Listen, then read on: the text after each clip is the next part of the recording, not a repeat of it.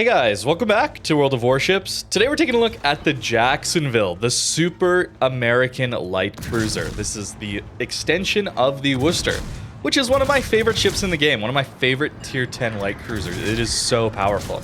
And Jacksonville is a very nice extension. The DPM is increased, as well as retaining a lot of the utility that Worcester had. In fact, it improves on it, especially with this heel. This heel is a very nice thing to have. And you're going to need it, because Jacksonville is a little bit bigger than Worcester. It also has worse firing angles than Worcester, and it's going to have slightly worse concealment. But as a trade-off, your guns are incredibly powerful, and you have these awesome combat instructions that allow you to not take IFHE if you want to pen 32mm battleships. So you retain all of your fire chance, which is the best in the game when it comes to fires per minute. Out of all the cruisers, this is what's going to light the most fires per minute on average, considering the fire chance and the hit rate. It's pretty strong, man. It's pretty strong. One of the weaknesses of taking IFHE is going to be cutting your fire chance in half. That's how powerful getting this 32mm pen on some of these light cruisers is. That skill used to be much less, I think it was maybe even 2% worse fire chance. Just a flat 2% worse back in the day. Or maybe it was 5%. I don't know. It was kind of busted. So they changed it to reducing it by 50% of your fire chance. It's not a flat number, it's just taking 50% of whatever you had. So if you had 10%, now you have 5% is the idea. So having combat instructions that allow you to pen battleships whenever you need it is extremely good here on the Jacksonville. You retain all that fire chance, which we're going to abuse in this game mightily. Now, how do you get this ship? Of course, it's going to be in an auction. That's what we are accustomed to. That's what we're going to get here. Starting bid, 100 million. It's not going to go for that. Maine went for over 350 million. And I would expect Jacksonville to go for around that, maybe a little bit less. People tend to be a little more interested in battleships, I suppose. But it's going to go for a lot. 300 million at least would be my guess, especially since there's only 1,000 available in this auction. And that's going to be across EU, NA, Southeast Asia, and apparently the China server as well. That's kind of what the CC info is showing me here. So if that's true, 4 servers, only 1,000 of them available. It's going to be pricey. Notice how we're actually getting full pens in on a Montana. Yes, these combat instructions not only give you 32mm pen when you have them activated, it gives you a 40% increase to your pen. So on this ship, that means over 40mm. So Monty, with its 38mm deck and upper belt, it just gets absolutely melted. And maybe they felt like Maine was a little bit too tanky at Super Ships tier, so what if the next ship we release has the ability to full pen it anywhere? At least with the combat instructions up. I don't know, maybe not. Maybe that's not what they were thinking, but I can't help but feel like this was a little bit of a tweak to the main survivability, a bit of a counter, I guess. It's very powerful, and you still get all that fire chance while it's up. It's not even a trade-off while this combat instruction is up.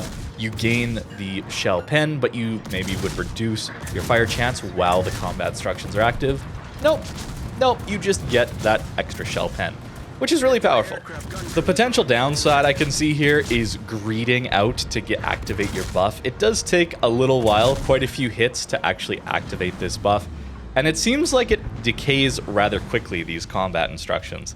So given that this ship does take a little bit more damage than Worcester, it needs a better heal. And it does have a better heal. Much like the Montana, it actually heals back 18.5% instead of the standard cruiser or standard battleship 14%. So each heal is going to do a little bit more, much like how Montana gets a little bit more back than it normally would. That was a small buff. Jacksonville also gets 4 heals base. So this ship can get up to 5 heals if you take Superintendent, or whatever they're calling it now, which is really nice. And lastly, this ship also gains 50% Citadel repair. So whenever you take a Citadel, you actually can heal back 50% of that Citadel damage, which makes this ship quite tanky. Much better than the Worcester is at 33%. And you're often going to see on battleships, if you take a Citadel, they only heal back 10%. So that critical damage that you might take in this ship isn't going to be quite as bad. That's actually the exact same Citadel repair that you get on a Minotaur or an Edgar. Although those get a super heal yet, which heal 40% per heal. That 18.5% is improved, but nowhere near a super heal level. It's just a nice small tweak to have. I should talk about these firing angles though. I found them to be a little bit awkward while playing, and that's why I gotta bring them up here. That second turret does not fire very easily if you're trying to stay angled. So if you want to get your full DPM online, you are going to have to show a decent amount of broadside, more than enough to take Citadel damage. You gotta be careful against cruisers that have larger caliber guns, maybe like a defense for example, or into any battleships. You gotta be very, very careful here. You gotta respect these ships. The nice thing though is your rear turrets are both 360-degree turrets. The front ones aren't. There you go, that's Citadel. I'm even angled so much I can't even fire my rear turrets or that second turret. And we're still in that range to get Citadel. So it's around a 35, 36 degree angle, I think, that you have to angle to actually shoot all of your guns. It's a little bit awkward, and depending on where the enemy ships are positioned, you always have to lead in front of them. So maybe you have to turn even more broadside to get that lead proper. A little tricky, especially if you're trying to greed out some of these combat instructions in open water. Open water maps, of course, are going to be very difficult for a light cruiser. Jacksonville, no exception. It can make it work, but the armor here is not going to be your friend. The upper belt, bow, and stern all being 25 millimeters. You can see how there's a lot of freeboard here, almost like the Vermont, that middle section there. Very tall, gonna take a lot of HE damage, a lot of sap damage. It's pretty rough. Fortunately, the Citadel doesn't raise too far above water. It feels like a waterline Citadel, so not too bad. Maybe just a little bit above. And much like the Worcester, your rear turrets, the Citadel drops down quite low. So I will show you guys that a little bit after these games I have. The deck armor, though, is still 30 millimeters, which is nice, but as we know, there's a lot of 30 mil overmatch, so treat this ship like it doesn't really have armor. That's going to be the best play here. Back to some more positives, though, I gotta say, the improved shell arcs are very much appreciated over Worcester. They're not massively improved like the Vallejo is, for example. That ship also gets these 152mm guns and has much, much better shell velocity. Jacksonville is about a second faster to 15 kilometers with its shells compared to the Worcester, so not too much, but it is a nice thing to have, especially considering the extra range you're getting here with this ship. It's really nice to have 18 kilometers built into the ship, allowing you to very easily take reload mod, enhancing your DPM even more. For example, the Worcester gets 16.7 kilometers of range, Annapolis 16.2 kilometers of range, so it's built into this ship, allowing you to take reload mod without sacrificing some of these longer range games, which we all know do happen quite a lot at super ships tier. Kind of difficult to deal with that as a light cruiser sometimes, especially if you don't have the range, and especially if you have range but you don't have the shell velocity to match. And it's difficult to farm battleships at those longer ranges when they're maneuvering, but there's enough times where people are stationary-ish at those longer ranges that you should be able to make use of these guns, and hopefully farm up these combat instructions. We'll talk about the AA in a little bit. I ran into a game where, well, yeah, a little bit later. That'll be a clip for later, but know that the AA here is very, very powerful, especially if you're going to build for it. I did not, actually. I went for more of a greedy gun-focused build.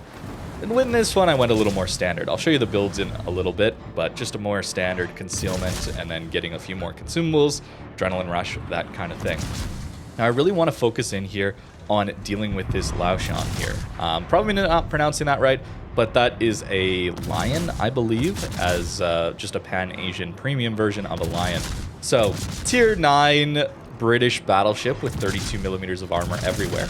We are not going to pen his hull at all here, only the superstructure. But we're hoping for fires. And, you know, we're going to miss a little bit as he's turning, since the shells are going to go short. The good old aiming system and the auto aim, the aim assist, pulling our shells away from where we want them to go. But as we farm up these combat instructions, now we activate them. Important to note here, this doesn't just magically make all of the shells that are in the air going to pen the extra 40, 42 millimeters, whatever that 40% is. It's only the shells you're firing out of your guns while it is active. So it's not going to affect things already in the air. You probably expected that, but just to make it very clear here.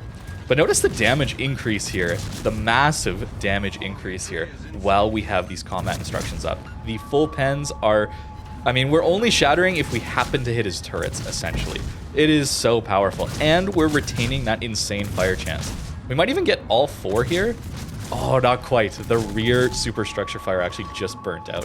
But that is an insane ship to have. That level of pen and fire chance all at once. It's very strong. I actually want to go with a heavy AG build and see how much alpha damage I can get out of these guns with this pen while retaining that fire chance. And we should take him out there, getting ourselves an arsonist as well as the witherer, high caliber in this one. I did have to cut out some sections of this game, do apologize if that was a little jarring. Had to go answer the door a couple times while playing this. And still managed to get 278,000 damage. You'll love to see it. This was actually my first game in this ship as well. So I may not be playing it quite right, but considering the result here, I think it went pretty well. 80k in fire damage in this one. And we made 26,000 credits. Let's go. That is with a premium account, but without any sort of economic boosters. So not even gray boosters were activated for that one. So super ship's a little expensive. Oh, look, a main. I wonder what we're going to do to this guy. Well, we do have to farm this buff up first, and our shells are going to go short here quite a bit. You have to aim very high. Speaking about the auto-aim system, the aim assist in this video game, it tries to predict where an enemy ship is going to go while you're firing at them. Sounds great. Unfortunately, it's not very smart, so it only takes into account the speed and direction of the ship as you're firing, not where they're going to be turning to. That's why shells go short when people turn away from you. It's thinking the ship is just going to continue in a straight line at the momentum it's at. And so it's going to pull your shells short when the ship turns away during that shell flight time. And we see that here in a cruiser. It's not just something that affects battleships, and it also affects DD guns as well. Just something that's kind of annoying. I wish Wargaming would allow us to get rid of the aim assist, which is different than the track shells camera to track lock target. That's actually a different thing. You still have aim assist in that setting. It just makes it even more annoying to aim because you're not tracking the ship, at least in my opinion. But I really would like to see us at least unlock an option to remove that aim assist while retaining lock-on mechanics, right? We still need the ability to tighten up our dispersion, of course. But here we go, getting some nice hits in here. The damage output does increase. It's pretty far range, and my aim, like I said, I haven't played this ship too much yet. Could be much better, let's be honest. I am missing a lot. I'm blaming the aiming system right here, and some of it is the aiming system, but let's be honest, I could just account for it more and get good, as it were. But nice to see that extra full pen damage coming into play here on the main.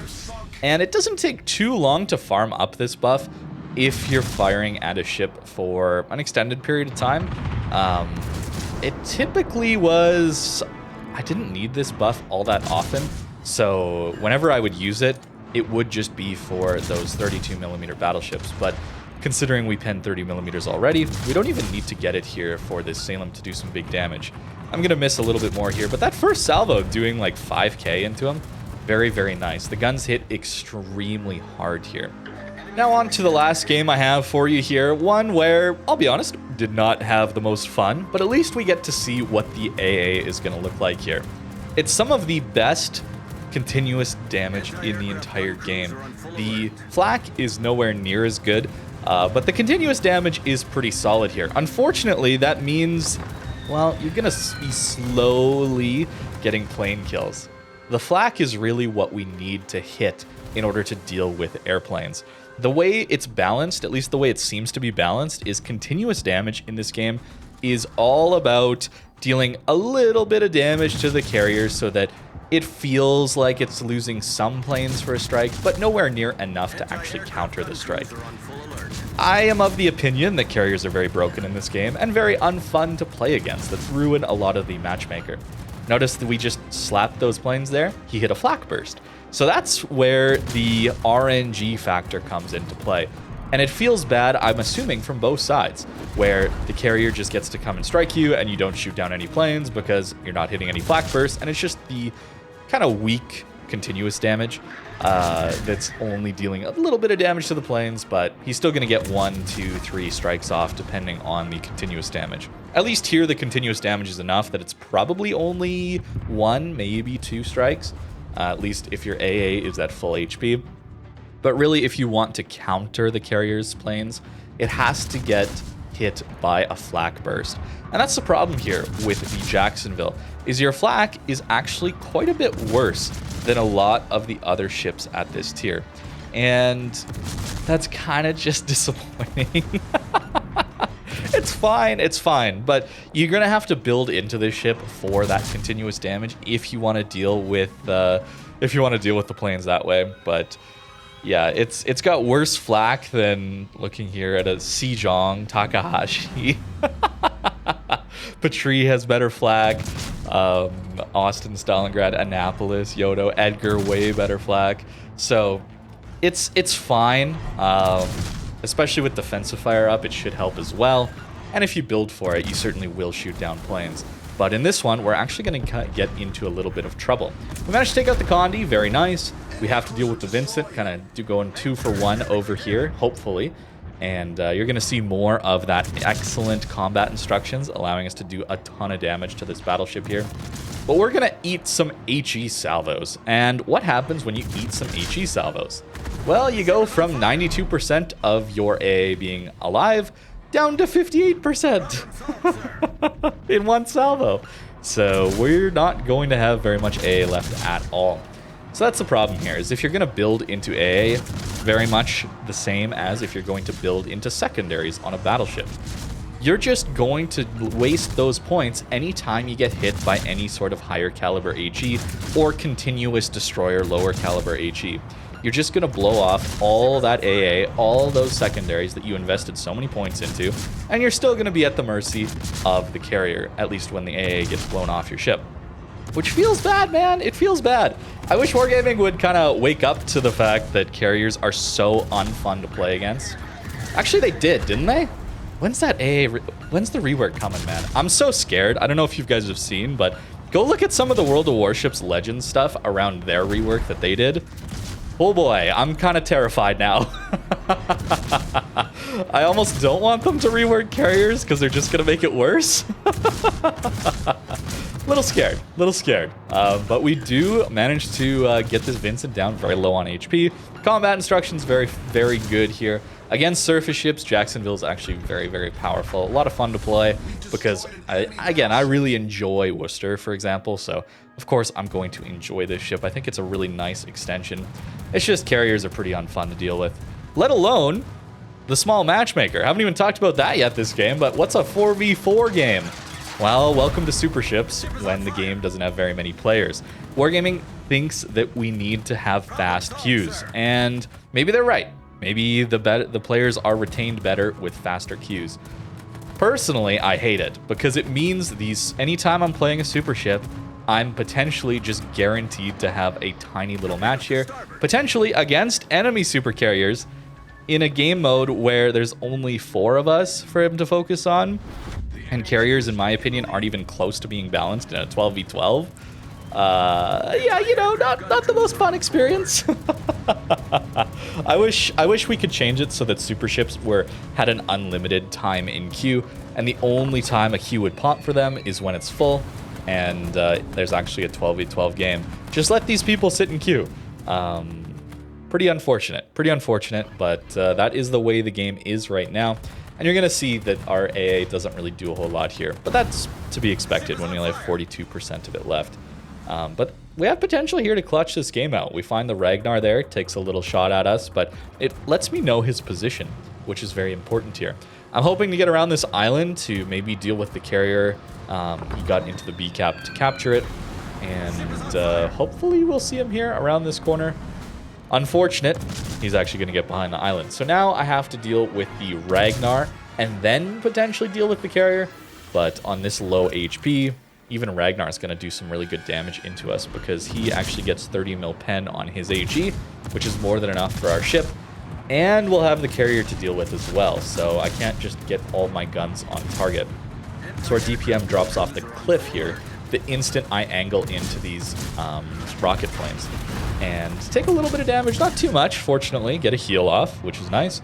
But you can only fire your 2 guns. That second turret doesn't fire when you're facing forward. So you have to show a lot of broadside. Look at how broadside we got to go suddenly to get all these guns firing. Somewhere in that 35 to 38 degrees. And then our DPM picks up, but we're going to take a lot of more damage in return. So there's some risk here involved with this ship.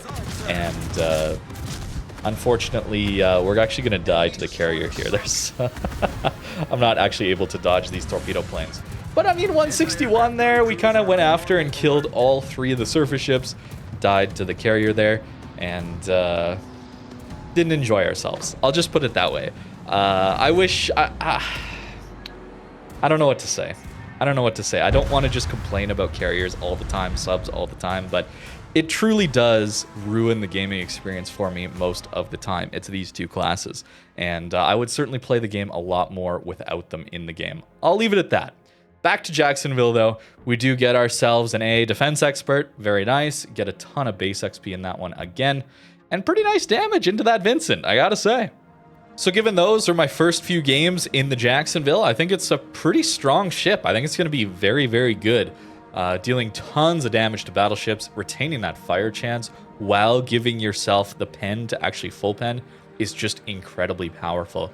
This ship, armor-wise, does feel a little bit lacking, you know, 30 mil deck armor, but there's not very much of it. Huge, well, not huge, but big superstructure, and then 25 mil everywhere else means you're taking a lot of damage whenever you get hit. You're probably going to get hit because it's not the most maneuverable ship. Fortunately, our speed's a little better. Haven't mentioned that quite yet, but improved speed gets us around the map a little bit quicker, which is nice. 9.9 detect at its best isn't too bad either. So that Citadel being a little bit above water can be a bit of a problem, but you're often going to take overpens when they use AP at closer ranges if they hit up here like that Vincent did. Got pretty fortunate to not take Citadels from him at those closer ranges, since you are going to be broadside enough to eat Citadels to actually fire this number 2 turret, or even to fire these rear 2 turrets. The firing angles are a bit of a problem. And this massive, massive freeboard here is just going to eat so much damage from HE and SAP in particular. I can't imagine what a Colombo or a Venezia is going to do to this thing. It's going to be a lot of damage, I'll just say that. Here's a build that I was running. I did try some heavy HE and SAP. It's a little bit greedy, makes your concealment much worse. Harder to use that radar then. But this is a more standard build, I would say. We don't even need to take IFHE, don't have to greed for that to get the consistent damage, because our combat instructions are going to give us 40% without that reduction in HE fire chance. Very, very good. Already talked about the AA here. You can invest into it if you want to, but I personally don't see a point, since the carrier is probably going to avoid you and go after your teammates. And if they do go after you, maybe there's matches where you haven't taken any HE damage yet, and you are going to destroy all the airplanes before they get to you, and it's going to be great. But I think a lot of the time, if you're the focused target of the enemy carrier, you're probably playing aggressive and in a position where you're getting a lot of battle impact, but it means the enemy team's probably firing at you. So they're probably going to hitting you and getting modules blown off of your ship. Maybe there's a way where we could bring back some damaged modules on our ship with our repair or our damage control, make them not permanently destroyed for the rest of the game. I don't know. Detonations still exist in this game, so Wargaming obviously does love some of these mechanics that are just terribly frustrating for the player's base, including the classes of carrier and subs. Okay, I said I was done. I'm sorry. I had to get one more in. But this is going to be in the auction, of course. Gonna have 2, maybe 3 months early access. It seems like they don't quite have a consistent time frame with that, but I would expect around 3 months early access. I would suggest waiting for that. Even though I do enjoy playing Worcester, I don't think I'm gonna bid for this one. I'll just wait and get myself this ship for much less. It's still very expensive, much less once it comes into the tech tree. That's going to do it for today's video. Let me know what you think in the comments down below. First impressions on Jacksonville. Pretty good, man. Pretty good. The only issue is Annapolis is so powerful. Is this better than Annapolis? I don't know, man. That ship has some insane AP. We'll see, though. I'll have to compare them in the future. Thank you very much for watching, and have a great rest of your day.